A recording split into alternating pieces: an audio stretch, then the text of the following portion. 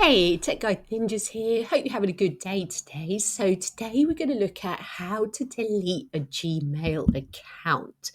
So make sure you navigate to the Gmail account you want to delete, and then you're going to click on your profile picture in the top right-hand corner and click on Manage Your Google Account. Another page will open up.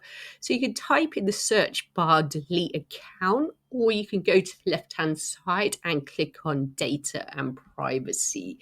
From there, we're going to scroll down and you're going to keep scrolling until you get to the bottom, and you should see an option that says delete your Google account.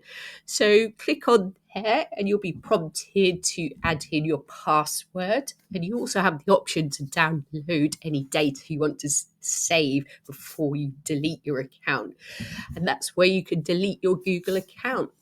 I hope that was helpful. Please like the video and subscribe to the channel, and I will see you soon.